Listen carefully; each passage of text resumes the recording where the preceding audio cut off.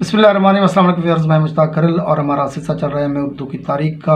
اس میں ہم آج بات کر رہے ہیں انجمن پنجاب لاہور کے حوالے سے۔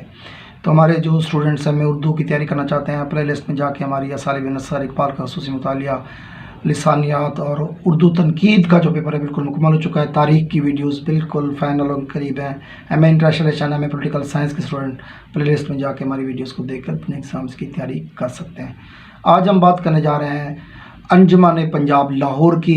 1857 کی جنگ آزادی کے بعد ہماری ہندوستان پہ قبضہ ہو جاتا ہے برطانیہ کا، اور ایک فاتح قوم کے طور پر وہ سامنے آتے ہیں اور ہم مفتوح قوم کے طور پر ان کے حکم کے زیر سایہ جو بھی کام ہیں ہمیں کرنے پڑتے ہیں۔ تو یہاں پر ہم دیکھتے ہیں کہ جو انجمن پنجاب لاہور ہے یہ انگریزوں کا ہی ایک ادارہ ہے۔ جس طرح ہم دیکھتے ہیں فورٹ ولیم کالج نے نثری طور پر اردو میں بہت زیادہ خدمات سر انجام دی، تو اسی طرح انجمن پنجاب لاہور نے اردو نظم، جدید اردو نظم کی بنیاد ڈالی۔ جہاں تک اس کا پورا نام ہے، یہ اس کا پورا نام انجمن اشاعت مطالب مفیدہ پنجاب ہے، اور اس کو انگلش میں کہتے ہیں society for the diffusion of useful knowledges. 21 جنوری 1865 میں اس انجمن کا آغاز ہوا، اور اس کی تجویز کنندہ میں سر فہرست جو نام ہے وہ ہے GW لائٹنر کا۔ یہ وہ شخص ہے جو 1864 میں گورنمنٹ کالج لاہور کے پہلے پرنسپل بنے، اور بعد میں جب 1882 میں پنجاب یونیورسٹی کا آغاز ہوا تو وہاں پر یہ رجسٹرار مقرر ہوئے۔ یہاں پر تھوڑا سا آپ کو پس منظر کی طرف ہمیں جانا پڑے گا۔ پس منظر میں یہ ہے کہ جب دہلی کے اندر کالجز کا ختم ہوا، وہاں سے کالج کو منتقل کیا گیا لاہور کے اندر، تو بہت سے ادیب بھی اس کے ساتھ ساتھ جو ہے وہ انہوں نے بھی یہاں کا رخ کیا۔ تو یہاں جن لوگوں نے ان کے ساتھ ساتھ رخ کیا ان میں جو سر فہرست نام ہے وہ سید احمد دہلوی، مولوی کریم الدین احمد، محمد حسین آزاد، الطاف حسین علی، پنڈت من پھول اور پیارے لال آشوب۔ یہ وہ لوگ تھے جنہوں نے اس خاص طور پر انجمن کے روح رواں بھی ان کو ہم کہہ سکتے ہیں، اور بہت زیادہ ان کے لیے جو اس انجمن کے لیے کام کرنے والے لوگ ہیں ان میں ان کا نام سر فہرست ہیں۔ خاص طور پر محمد حسین آزاد نے اردو زبان کا جو نظریہ پیش کیا تھا کہ اردو زبان کا ماخذ جو ہے وہ برج بادشاہ کو کہا، تو بعد میں ان کی خدمات کو دیکھتے ہوئے لائٹنر نے محمد حسین آزاد کو اسی جو سوسائٹی ہے اس کا سیکریٹری بھی مقرر کر دیا تھا۔ تو یہاں پر ہم دیکھتے ہیں کہ جو اس کے بنیادی مقاصد ہیں وہ سر فہرست مقاصد میں قدیمی مشرقی علوم کا احیاء، لسانیات، بشریات، تاریخ اور ہندوستان کے ہمسایہ ملکوں کے آثار قدیمہ کے بارے میں تحقیقی کام۔ دوسرا اس کا مقصد تھا دیسی زبانوں کے ذریعے عوام میں تعلیم کا فروغ۔ تیسرا صنعت و تجارت میں ترقی۔ چوتھا پنجاب اور ہندوستان کے دوسرے خطوں کے ساتھ روابط اور تعلقات کی استواری۔ یہ اس کے بنیادی مقاصد۔ اس کے علاوہ ایک دو اور بھی مقاصد تھے، لیکن بڑے جو مقاصد تھے اس انجمن کے وہ ہمیں یہاں پر یہ بات ذہن میں رکھنی پڑے گی کہ جس وقت فورٹ ولیم کالج بنا تھا اس وقت ہندوستان کی قومی زبان فارسی تھی۔ فورٹ ولیم کالج کے جو پس پردہ محرکات تھے ان میں یہ بھی تھا کہ کسی طریقے سے فارسی کا زور توڑا جائے اور اس کی جگہ اردو کو منظر عام پہ لایا جائے۔ تو یہ ایک لحاظ سے اردو کی خدمت کے ساتھ ساتھ ایک سازش بھی تھی کہ برطانیہ جو ہے وہ ہندوستان کے پورے نظام پر قابض ہونا چاہتی تھی۔ اسی طرح ہم دیکھتے ہیں کہ جب اردو ادب کے اندر غزل اپنے عروج پہ تھی، ہم دیکھتے ہیں میر سودا کا دور ختم ہوتا ہے، اس کے بعد بھی اردو غزل کا سب سے بڑا اور سنہری دور وہ غالب اور مومن کا دور ہے۔ یہ وہ دور ہے جب غزل کو عروج ملا۔ فنی اور فکری لحاظ سے ہم دیکھتے ہیں کہ غزل کو عرفہ مقام اس دور میں ملتا ہے۔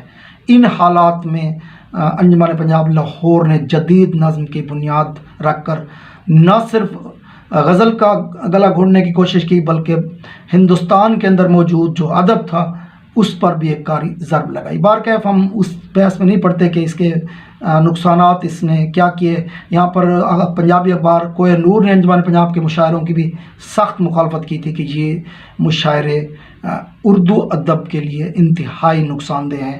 اردو غزل کو انہوں نے بہت زیادہ نقصان پہنچایا۔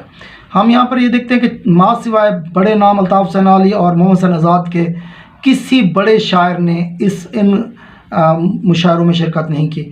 1865 میں یہ انجمن بن رہی ہے اور اس کے جو باقاعدہ مشاعرے ہیں وہ 1874 میں شروع ہو رہے ہیں۔ 30 مئی 1874 کو اس کا پہلا مشاعرہ ہوا۔ ان مشاعروں میں غزل کے بجائے مسلسل نظم پر زور دیا گیا اور جدید نظم کی بنیاد ڈالی گئی، اور مصرع طرح دینے کے بجائے مشاعرہ کے لیے ایک موضوع مقرر ہوتا تھا۔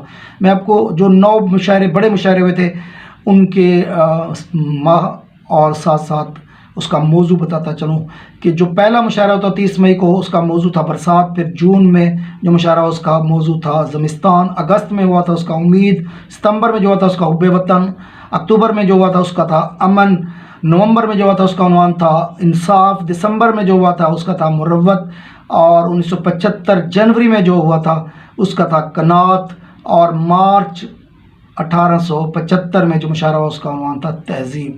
تو یہ اس انجمن کے جو مشاعرے منعقد ہوئے خاص طور پر 1874 اور 1875 کے ابتدائی چند ماہ میں، تو یہ سارے کے سارے مسلسل یہاں پر جو کام ہوتا رہا وہ نظم پہ کام ہوتا رہا۔ یہ یہاں پر یہ بھی قابل ذکر امر ہے کہ یہاں جو انگریز تھے وہ برطانوی ادب سے بھی زیادہ متاثر نظر آتے تھے، اور وہ چاہ رہے تھے کہ ورڈزورتھ کالج نے جس طرح نیچر کو اپنی شاعری کا موضوع بنایا، تو اسی طرح یہاں بھی ہم لوگ ہندوستان کے اندر بھی فطری شاعری، نیچرل شاعری کو پروان چڑھائیں، اور یہاں پر جو موضوعات کا انتخاب کیا جائے وہ فطرت کے زیادہ قریب تر ہوں۔ گو کہ ہم دیکھتے ہیں کہ جو یہ دور ہے یہ رومانٹک دور نہیں ہے، نہ ورڈزورتھ کا دور ہے نہ کالج کا دور ہے، بلکہ یہ وکٹورین دور ہے، اور یہاں پر ہمارے جو شاعر حضرات، انگلش شاعر حضرات تھے، ان میں ٹینیسن، ٹی ایس ایلیٹ کے نام سر فہرست ہیں، وہ کسی اور طرف چل پڑے تھے۔ وہاں پر ہمارے ہاں سمبولزم، علامت اور اس کے علاوہ بہت سے موضوعات تبدیل ہو چکے تھے، لیکن برطانیہ کے جو روح رواں تھے یا برطانیہ کے جو بااثر افراد تھے، ان کی کوشش تھی کہ ہندوستان کے اندر غزل کے اثر کو ختم کر کے ایک نظم کی بنیاد ڈالی جائے، اور وہ نظم جس کو ایک موضوع کے طور پر استعمال کیا گیا، صرف موضوعاتی نظمیں جو ہیں یہاں پر پیش کی گئیں۔ چند شعراء کے علاوہ بڑے شعراء نے اس میں شرکت نہیں کی۔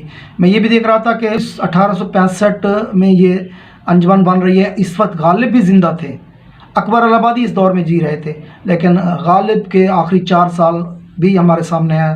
1869 میں ان کی ڈیتھ ہو رہی ہے، تو غالب نے اس انجمن کا حصہ نہیں بنے۔ غالب شاید وہ یہاں لاہور میں نہیں تھے، یہ بھی وجہ ہو سکتی ہے، اور ساتھ ساتھ اکبر الہ آبادی اور اس کے علاوہ بھی جو قابل ذکر یا صف اول کے جو اردو کے شعراء ہیں، انہوں نے اس انجمن کا حصہ بننے سے شاید انکار کیا، کیونکہ ہم دیکھتے ہیں کہ جو اس کے مشاعرے ہیں اس میں ماس ویلتا حسین علی اور محمد حسین آزاد کے اردو ادب کا کوئی بڑا ستارہ، کوئی بہت بڑا نام ہمارے سامنے نظر نہیں آتا۔ بہرکیف اس انجمن کا ہم دیکھ سکتے ہیں کہ اردو ادب کے اندر ایک رول ہے، ایک کردار ہے جو اس کو کسی طرح بھی نظر انداز نہیں کیا جا سکتا۔